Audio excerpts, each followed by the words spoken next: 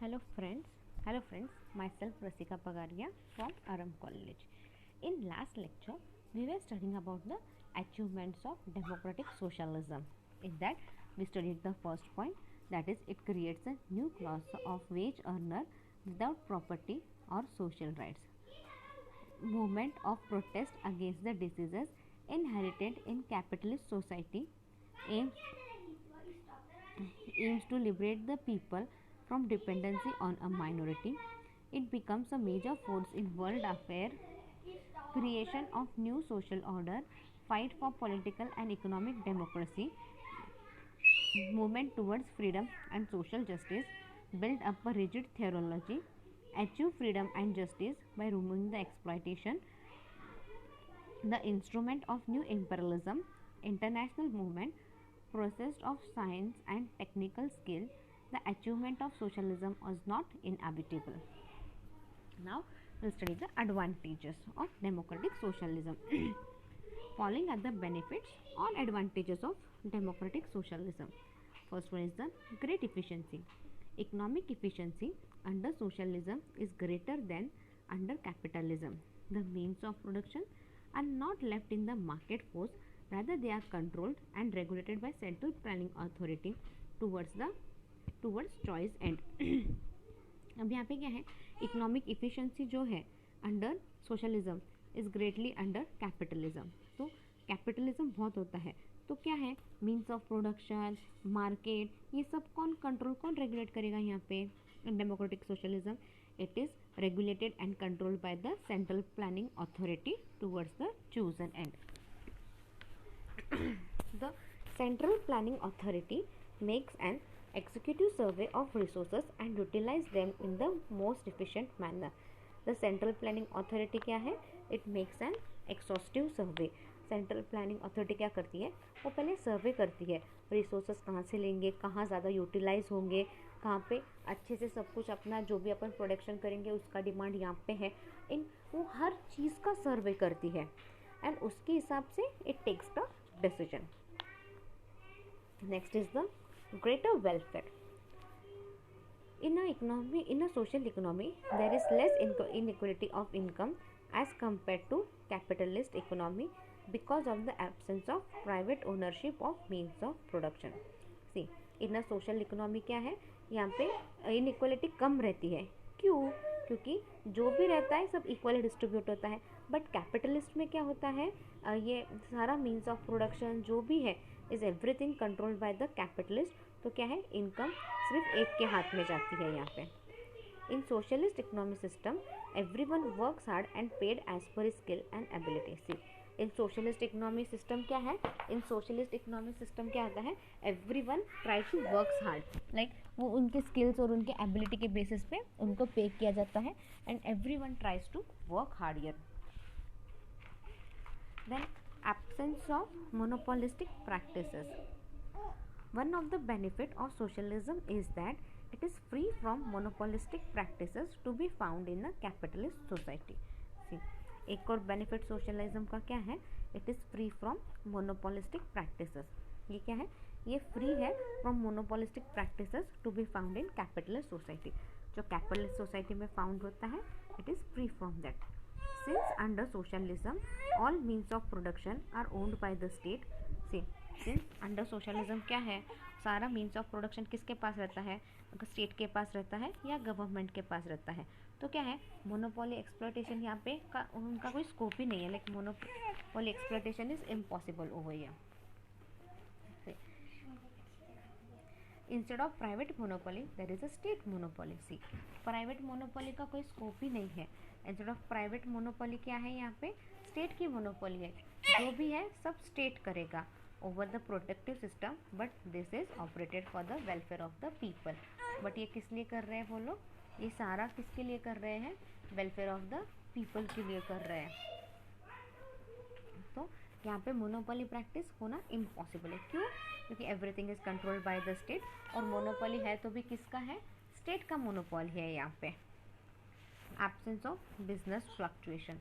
A socialist economy is a superior to the capitalist economy that is free from business fluctuation. ये पे क्या है, business fluctuation नहीं होते यहाँ पे। Generally planned economy coordinates the action of various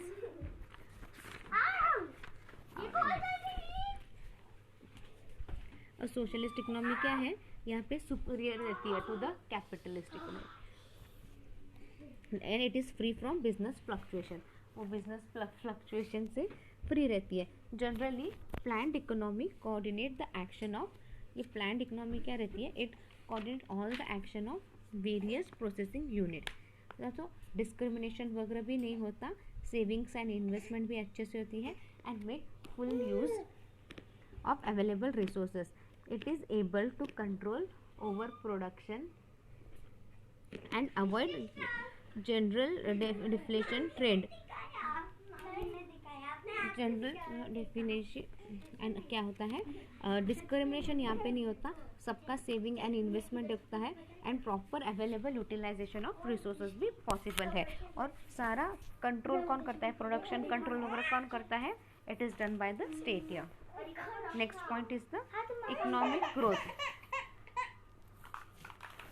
The economic growth as an important advantage of socialism because it adopts economic planning as a means of promoting rapid economic growth. See, the economic growth क्या है, ये एक advantage of socialism. क्यों? क्योंकि economic planning सब कौन करता है, स्टेट करती है, और उससे क्या होता है, अपने आप वो नेशन भी डेवलप होता है, वो स्टेट भी डेवलपमेंट होता है और वहाँ के लोगों में भी अपने आप से डेवलप होता है, क्योंकि everyone gets the equal pay and everything and their basic needs are also completed by the state. A planned socialist economy functions right according to the plan. See, planned social economy कैसे function करती है, वो सब कुछ plan के हिसाब से करती है इन अ सिस्टमैटिक मैनर। तो क्या होता है, सब कुछ प्रोग्रेस भी सबका अच्छे से होता है। नेक्स्ट इज द लिमिटेशन और disadvantages of democratic socialism. Following are the demerits और disadvantages of democratic socialism. elimination of individualism. There are many disadvantages of socialism, but the first come in my mind is the lack of economic freedom. तो यहाँ पे क्या है, किसी चीज़ का freedom ही नहीं है आपको, बराबर है, you are not going to get any freedom. Like आपका जो भी फ्रीडम था आपने स्टेट को दिया है और जैसा स्टेट चाहती है वैसा आपको बिहेव करना है, क्योंकि जैसा स्टेट चाहती है आप वैसा बिहेव करोगे तो क्या होगा, आपके बेसिक नीड्स का ध्यान वगैरह सब स्टेट रखेगी।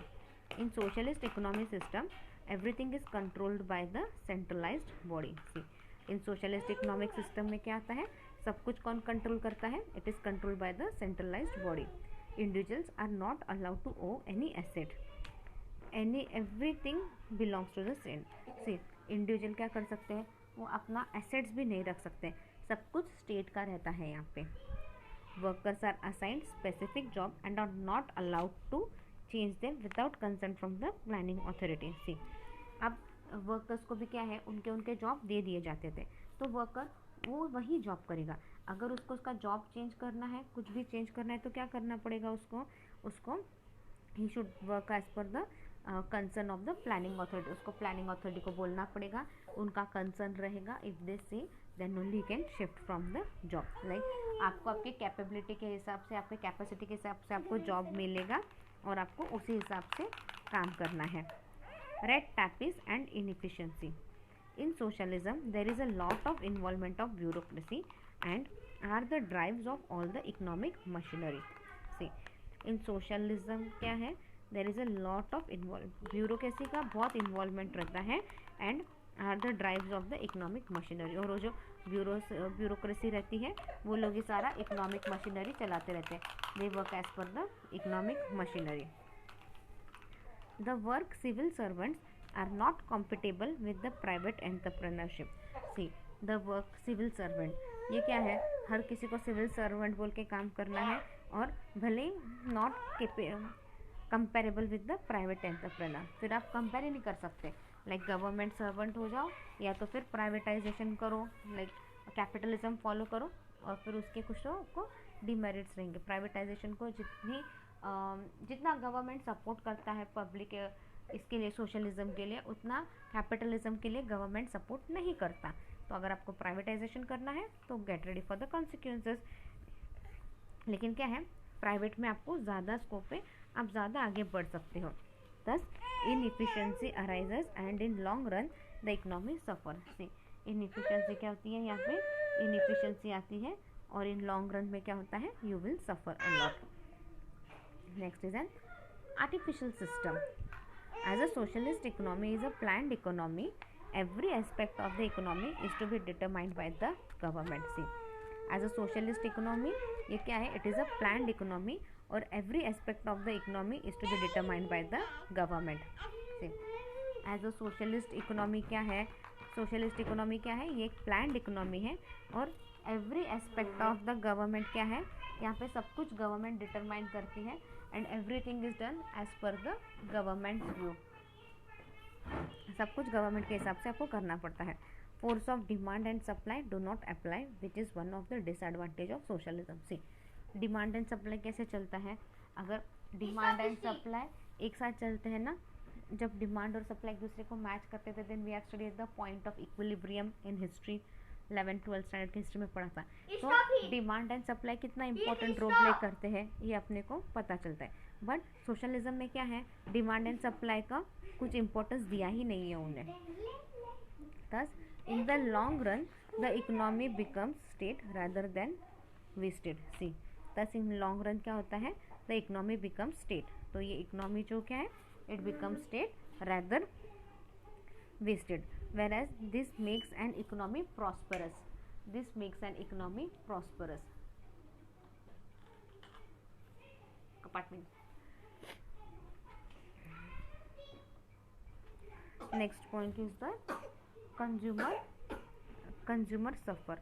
In a final analysis, it is the consumer who loses out. See, इन सब में नुकसान किसका होता है, इन सब में नुकसान होता है कंज्यूमर का, राइट? क्योंकि सब कुछ किसके लिए चल रहा है यहाँ पे, कंज्यूमर का, और कंज्यूमर को फ़ायदा भी होता है तो नुकसान भी तो हो रहा है ना, जो नुकसान नहीं होना चाहिए। Sovereignty of the consumer does not apply in the socialist economy. See sovereignty of consumer ये क्या है, it does not apply to socialist economy. Consumers do not enjoy the status of consumer do not enjoy the status of a consumer in a capitalist economy. See, consumer क्या है, consumer को क्या है, consumer is said to be the king of the market. So क्या है, उसको वो king का स्टेटस ही नहीं मिलता है ना capitalist economy. Choices of goods and services are able to maximise that total satisfaction. See choices of goods and services क्या है, बहुत ज़्यादा है यहाँ पे, तो क्या है, टोटल सेटिस्फैक्शन भी अच्छे से नहीं होता। Economic equality, socialist claims more equal distribution of wealth, but practically it is proven that complete economic equality is virtually impossible. See, socialist क्या बोलते हैं यहाँ पे, socialist बोल रहे हैं यहाँ पे there should be an equal distribution of wealth. socialist बोलते हैं wealth should be distributed equally, but practically ऐसे होता है क्या, practically complete economic equality possible ही नहीं है, it is an impossible. There is a distinction between the rich and poor. यहाँ पे क्या रहता है, इधर भी रिच एंड पुअर में भेदभाव शुरू हो जाता है। Moreover since it is planned economy the poor suffer even more. चीज़ क्या है, सब कुछ प्लान के हिसाब से चलता है तो क्या है, जो गरीब रहता है उसको वो बहुत ज़्यादा सफ़र करता है। Non existence of economy and political freedom, freedom of enterprises, freedom in choice of occupation and many other essential freedom for an economy to prosper are outrooted from society. See, freedom of enterprises, like आपको किसी चीज़ का freedom ही नहीं है ना आप आपके हिसाब से काम कर सकते हो, ना आप आपके हिसाब से कुछ भी नहीं कर सकते सोसाइटी में, तो क्या ये सबसे बड़ा ड्रॉबैक है यहाँ पे। क्यों, क्योंकि सी अगर आप कैपिटलिस्ट हो क्या हो, एटलीस्ट आप आपके हिसाब से सब कुछ कर तो सकते हो, आप आपके प्लान के मुताबिक सब कर सकते हो, बट यहाँ पे क्या है, आप आपके प्लान के हिसाब से सब कुछ कर सकते हो क्या, यहाँ पे क्या है, they strictly try to follow the plan, सब कुछ प्लान के हिसाब से चलेगा और कोई प्लान को छोड़ के कुछ दूसरा नहीं कर सकता। फिर जो ऑक्यूपेशन मिला है, जो आपको करना है वही काम आपको करना पड़ता है, there is no change in that. The true spirit of democracy dies away, जो डेमोक्रेसी का ट्रू स्पिरिट है वो यहाँ पे रहता ही नहीं है। The basic needs, although it has been agreed that the 6 basic in life are met within a socialist economy, but all this is obtained at the expense of economic and political freedom. सी आपके 6 basic needs यहाँ पे satisfy हो रहे हैं. सी जो आपके 6 basic needs की अपन ने बात की थी, food, clothing, shelter, education, then health and child care, ये सारे क्या हैं, ये आपके बेसिक नीड.